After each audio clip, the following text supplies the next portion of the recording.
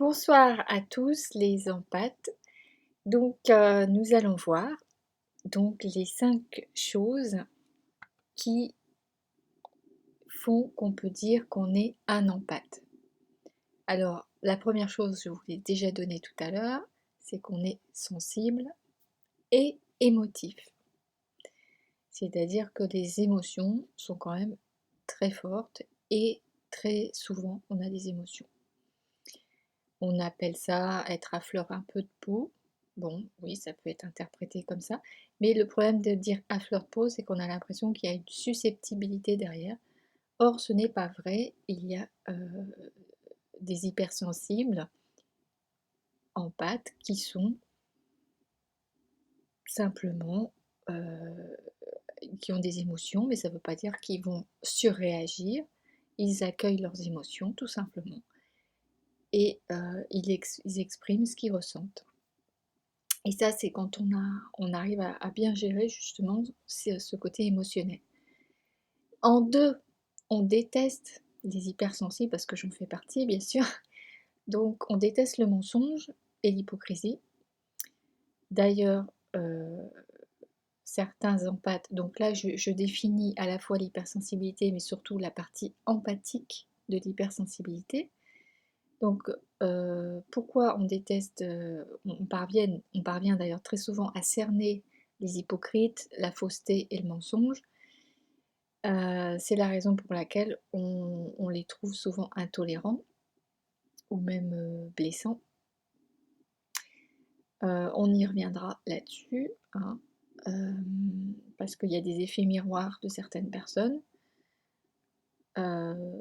Donc on revient juste à la fin de la vidéo pour justement apprendre à mieux gérer les émotions. En 3, donc les empathes, qu'est-ce qu'ils aiment faire? Bien sûr, ils aiment aider les autres, ils aiment venir au secours des autres, donc jouer un petit peu des fois les oraux. Ils peuvent d'ailleurs laisser des fois tout tomber pour venir en aide à leurs proches. Alors, ils ne sont pas tous comme ça, mais disons qu'ils se valorisent quand même énormément dans le fait d'aider les autres. Voilà. En 4, ils sont impactés vraiment par les médias, très sensibles à la négativité, aux images évidemment difficiles diffusées par les médias. Pour eux, c'est pratiquement impossible de regarder. Ou alors ils regardent et ils tombent dans des émotions très fortes, soit de tristesse, soit de culpabilité, soit de colère. Donc le journal télévisé, pour eux, c'est à proscrire. Ça peut vraiment les bouleverser. Donc effectivement, moi-même j'ai été dans ce cas-là, mais ça fait longtemps que j'ai arrêté de regarder. Et ils sont en 5e élément principaux qui vraiment les définit, je vous dis la notion d'empathie, qui est très proche de la notion d'hypersensible, qui fait partie des attributs des hypersensibles. Donc on est très proche des animaux. Voilà, on est proche des animaux et des plantes. Parce qu'on ressent l'énergie souvent, donc il y a une espèce de pureté, de simplicité, de pureté dans les animaux, hein, qui sont très attendrissants, etc. Donc on est capable vraiment de ressentir l'énergie vitale qui se dégage à la fois des animaux et des plantes. Et puis, en 6e position, ah, c'est aussi un phénomène étrange, c'est que souvent les empathes sont épuisés. Pourquoi? Physiquement, émotionnellement, surtout émotionnellement, car ils portent les émotions des autres. C'est comme un fardeau en fait. Et donc souvent ça les épuise. On y reviendra, je vous dis, par rapport aux émotions, est-ce qu'elles sont à la personne hypersensible ou est-ce qu'elles sont à l'autre personne avec qui elle est en train d'entrer en relation. Donc on y revient juste après. Donc, et enfin, en septième chose importante, des empathes, comment on les reconnaît? Eh bien, on les reconnaît également parce qu'ils sont à l'écoute, bien sûr. Leur capacité à comprendre les émotions des autres font que ce sont des personnes attentives. Elles savent écouter vraiment et ce sont de très bons confidents. En 8e signe, Ils craignent la foule. Et oui, les empathes préfèrent éviter les endroits bondés car ils absorbent évidemment les énergies et les émotions de ceux qui les entourent. Donc plus il y a de monde et plus il y a d'émotions fortes et diverses. Donc comme ça va leur faire des ascenseurs émotionnels, ça va forcément les fatiguer. Donc faut les comprendre, hein, quand ils ne veulent pas forcément y aller parce qu'il y a trop de monde, voilà, c'est pour une raison. Les émotions d'ailleurs, aujourd'hui, dans notre monde, font figure souvent de faiblesse. C'est pour ça que le don d'empathie est souvent vu comme un défaut, comme une malédiction en fait.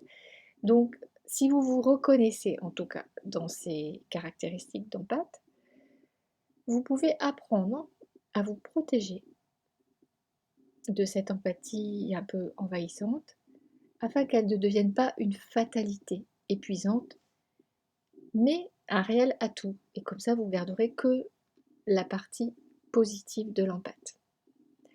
Alors, pour revenir à l'hypersensibilité et aux personnes hypersensibles, sachez que on a tendance, je vous donne 3 conseils comme ça, on a tendance à culpabiliser quand on est hypersensible, parce qu'on se dit qu'on ne devrait pas éprouver des émotions par rapport à la situation, etc. Mais non, on est un être hypersensible. Donc, c'est comme ça. On ne peut pas se dire je vais rien ressentir. On aura forcément des choses et des émotions. Donc il faut arrêter de se dire que c'est un problème. Il faut arrêter de se culpabiliser. On est comme ça. Donc, d'où l'acceptation de soi. Et ensuite, en deuxième conseil, je peux vous donner vraiment un vrai conseil, c'est d'en faire une force. Car l'empathie et l'émotivité sont bien sûr des signes d'hypersensibilité, mais sont loin d'être des défauts. Car vous pouvez utiliser cela comme des atouts pour faire le bien autour de vous et pour nouer aussi des relations sincères avec des proches. Et troisième conseil, se protéger donc par rapport aux émotions des autres, car quand on est en relation avec les autres, il peut être, il y a des situations qui peuvent nous mettre à vif, et donc il faut vraiment se préserver. Et sachez que parfois, nos émotions, ce ne sont pas forcément les nôtres, mais elles font un peu comme effet miroir. C'est-à-dire que la personne, par exemple, en face, elle a de la culpabilité, elle va vous questionner et vous faire en sorte de vous donner son émotion de culpabilité ou de dénigrement de soi-même.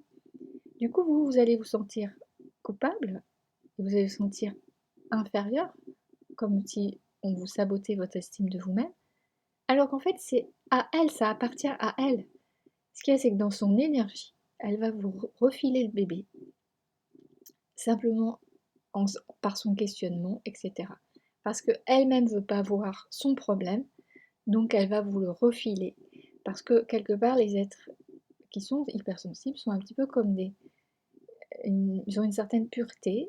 Du coup, les autres déversent un petit peu leurs problématiques sur eux.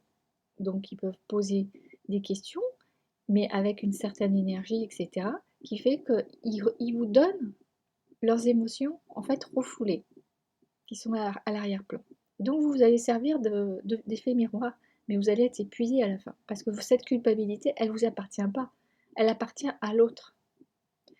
Voilà, moi, personnellement, j'ai vécu ça avec un parent, et je peux vous dire que le jour où j'ai compris ça, que j'ai mis de la distance, j'ai gagné beaucoup en énergie, j'ai gagné beaucoup en estime de moi, et j'ai compris que c'était pas moi qui avait ce problème-là d'émotions coupables. C'était parce qu'on me l'avait tellement remis pendant plusieurs années, on me l'a tellement déversé en fait que sur le coup je croyais que c'était à moi cette culpabilité. Mais en fait non, pas du tout. Voilà, donc et je m'en suis rendu compte quand j'ai mis de la distance avec ce parent. Voilà, je me suis rendu compte que je me sentais beaucoup moins coupable, et comme par hasard dans ma vie, j'attirais plus du tout des personnes qui me faisaient sentir coupable, puisque je ne la portais plus en moi. Voilà. Donc c'est pour vous dire qu'il y a des personnes, inconsciemment aussi, elles vont vous manipuler, c'est-à-dire qu'elles vont vous donner leurs émotions fortes, qu'elles ne veulent pas s'occuper.